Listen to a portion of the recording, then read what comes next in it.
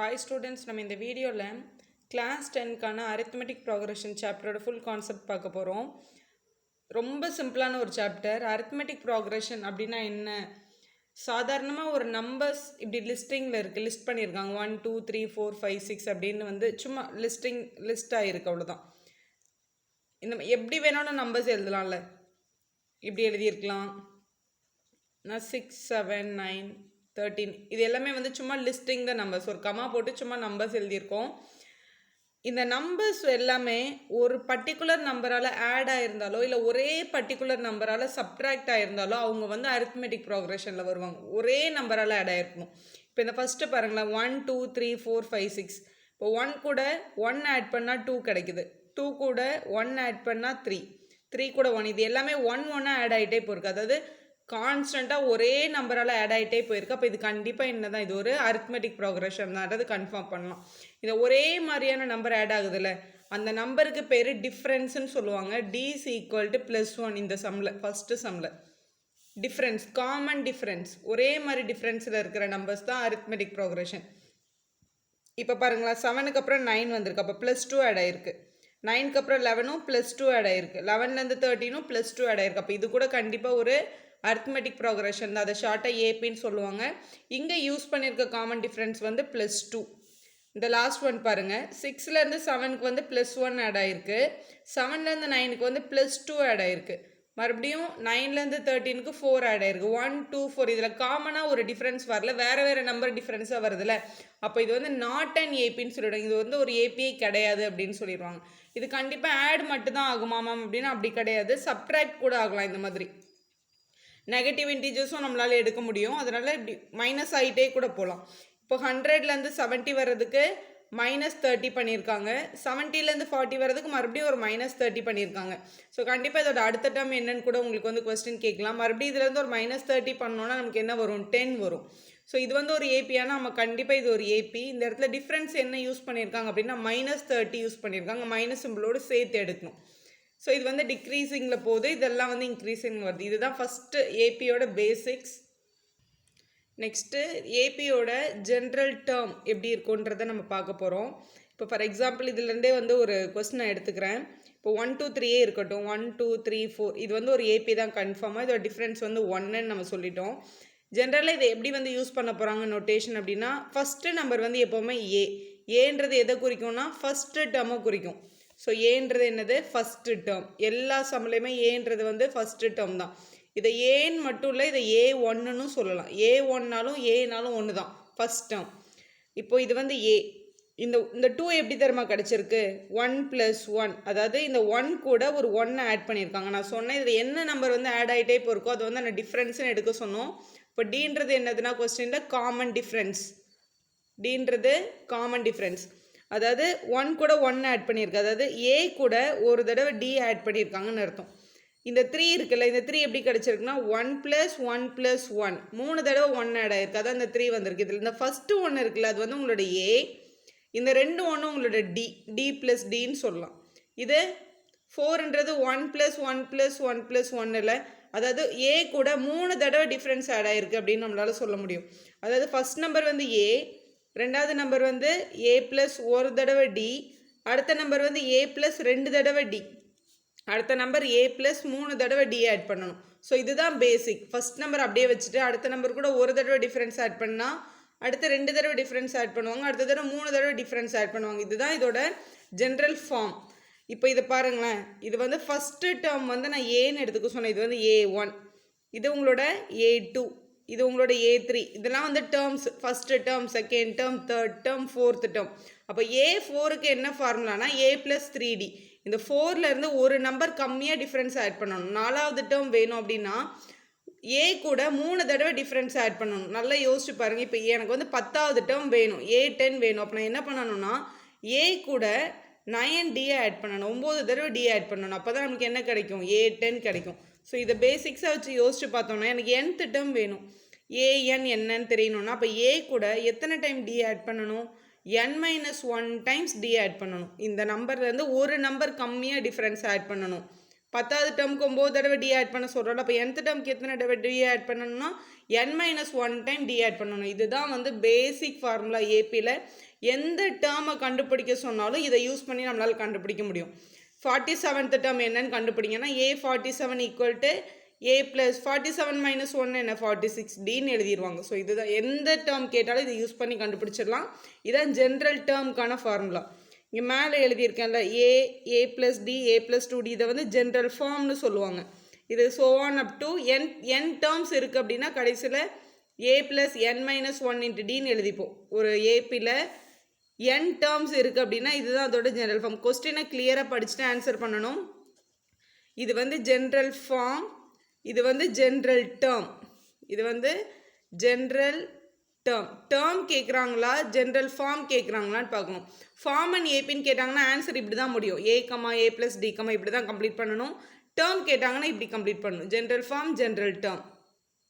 Next sum of n terms formula எப்படி வந்தது அப்படின்றத கற்றுக்கோங்க.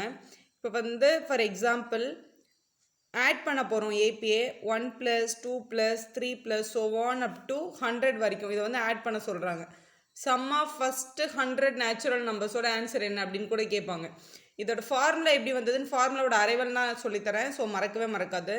ஸோ 1லேருந்து 100 வரைக்கும் ஆட் பண்ணுறதுக்கு இதை வந்து 1 + 2 + 3 அப்படி ஆட் பண்ணிகிட்டே நம்மளால் கண்டிப்பாக ஆன்சர் கண்டுபிடிக்க முடியாது. ஸோ இது எப்படி தெரியுமா யோசிக்கணும். கண்டிப்பாக 100க்கு முன்னாடி நம்பர் என்னவாக இருக்கும்னா 99, அதுக்கு முன்னாடி நம்பர் கண்டிப்பாக 98ஆக இருந்திருக்கும்.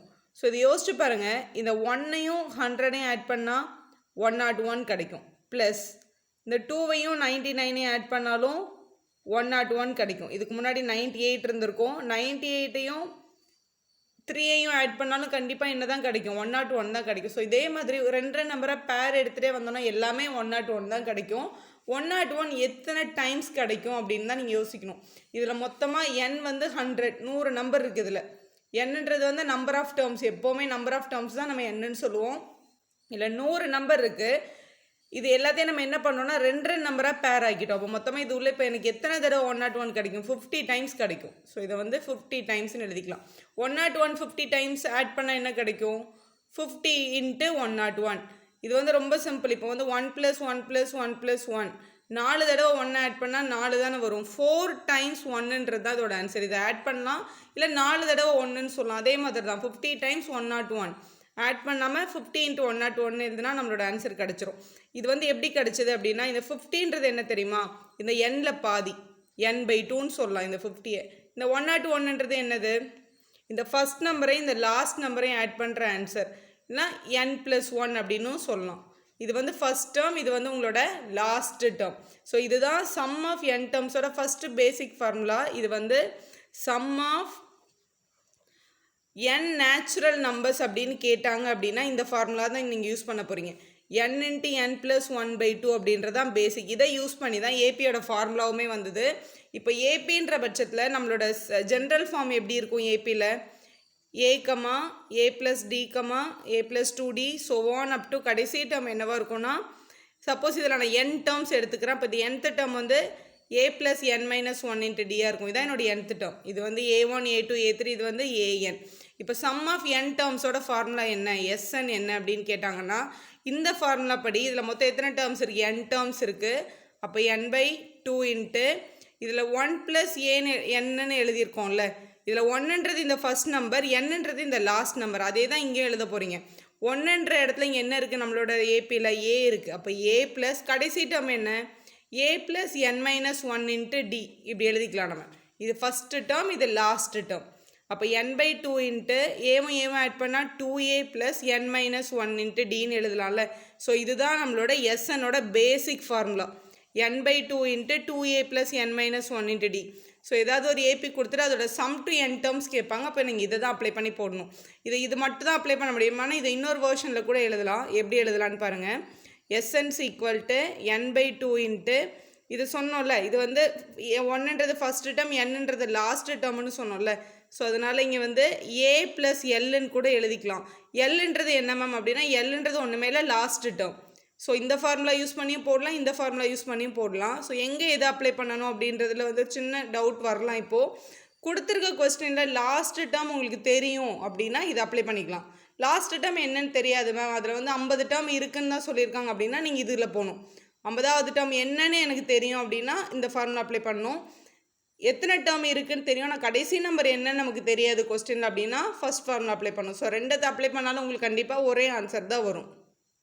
நெக்ஸ்ட்டு ரொம்ப ஒரு இம்பார்ட்டண்டான ஃபார்முலா நம்பர் ஆஃப் டேர்ம்ஸ். ஒரு சீக்வன்ஸ் கொடுத்துட்டு அது உள்ள எத்தனை டேர்ம்ஸ் இருக்குது அப்படின்னு கேட்பாங்க. நமக்கு தெரியும் ஜென்ரலாக ஏ ப்ளஸ் டி ஏ ப்ளஸ் 2d இதுதான் உங்களோட கொஸ்டின். இதில் வந்து n டேர்ம்ஸ் இருக்குதுன்னு வச்சுக்கோங்களேன், ஏஎன் வரைக்கும் இருக்குது இந்த சம்மில். இதில் வந்து எத்தனை டேர்ம்ஸ் இருக்குது டோட்டலாக கவுண்ட் பண்ணி சொல்லுங்கள் அப்படின்னு கேட்குறாங்க. அப்படின்னா இதில் பேசிக்காக ஒரு விஷயம் தெரிஞ்சுக்கோங்க, ஏஎன் அப்படின்றதும் லாஸ்ட் டேர்ம்ன்றதும் ஒன்று தான். nth டேர்ம்னு சொல்லலாம், இதை லாஸ்ட் டேர்ம்னு சொல்லலாம். ஸோ ஏஎன்னும் எல்லும் ஒன்று தான்றதை தெரிஞ்சுக்கோங்க. ஸோ இந்த ஃபார்முலா எப்படி வந்ததுன்னு பாருங்களேன். நம்மளோட பேசிக் ஃபார்முலா என்ன, nth டேர்முக்கு AN's equal to A plus n minus 1 into D அப்படின்றது தான் ஜென்ரல் டேர்மோட first formula ஏபியில்.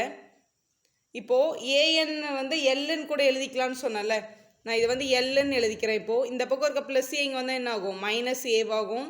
Is equal to n minus 1 into D. Multiple இருக்க டி இங்கே எடுத்துகிட்டு வந்தால் டிவைட் ஆகிடும். இப்போ L minus A by D is equal to n minus 1ன்னு எழுதலாம். மைனஸ் 1 இங்கே எடுத்துகிட்டு வந்தால் என்ன ஆகும், ப்ளஸ் ஆகும். இப்போ L minus A by D plus 1 equal to n நம்மளால் எழுத முடியும். ஸோ இதுதான் வந்து உங்களோட ஃபார்முலா n கண்டுபிடிக்கிறதுக்கு. நம்பர் ஆஃப் டேர்ம்ஸ் கேட்டாங்க அப்படின்னா இதை இப்படி எழுதலாம், L minus A by D plus 1 அப்படின்றதான் நம்பர் ஆஃப் டேர்ம்ஸ். ஸோ இதை எல்லுன்னு யூஸ் பண்ணியும் எழுதியிருப்பாங்க, இல்லைனா ஏஎன் யூஸ் பண்ணி எழுதியிருப்பாங்க. AN minus A by D plus 1 அப்படின்றது தான் நம்பர் ஆஃப் டேர்ம்ஸ் n கண்டுபிடிக்கிறதுக்கான டைரக்ட் ஃபார்முலா. கண்டிப்பாக நீங்கள் இந்த டேர்ம் ஃபார்முலாவில் போட்டால் கூட ஆன்சர் கண்டுபிடிக்க முடியும். ஆனால் நீங்கள் மறுபடியும் அங்கே போய் ட்ரான்ஸ்ஃபர்மேஷன் பண்ணிட்டு தான் உங்களுக்கு வந்து கண்டிப்பாக டைம் வேஸ்ட் ஆகும். எம்சிக்குள்ளே இந்த மாதிரி கேட்டாங்கன்னா ஆன்சர் எடுக்க தெரியணும். ஸோ நம்பர் ஆஃப் டேர்ம்ஸ் கேட்டாங்கன்னா L minus A by D plus 1ல் அப்ளை பண்ணி ஆன்சர் கண்டுபிடிங்க. இப்போ கொஸ்டின்ஸ் இப்படிலாம் இருக்கும். a4d is equal to minus 3 write the 4 terms அப்படின்னு கேட்டாங்க. அப்படின்னா நம்மளோட general form a, a plus d, a plus 2d, a plus 3d and so on. நம்மளுக்கு 4 டேர்ம் போதும், அதனால் நான் 4 டேர்ம் எழுதியிருக்கேன். இதில் a வந்து 4 அப்படியே இருக்கட்டும், d a plus d வேணும், அப்போ 4 ப்ளஸ் மைனஸ் 3 ப்ளஸும் மைனஸும் மைனஸ் 3ன்னு எழுதிக்கலாம். மாதிரி a வந்து 4 2 இன்ட்டு மைனஸ் 3, அதே மாதிரி அடுத்த டேர்ம் எழுதிக்கோங்க. 4 1 இது மைனஸ் 6, 4லேருந்து மைனஸ் 6 போச்சுன்னா மைனஸ் 2. ஸோ இந்த மாதிரி இன்னொரு டேர்ம் எழுதுனா இதான் உங்களோட 4 டேர்ம்ஸ். ஈஸியாக ஆன்சர் பண்ணிடலாம்.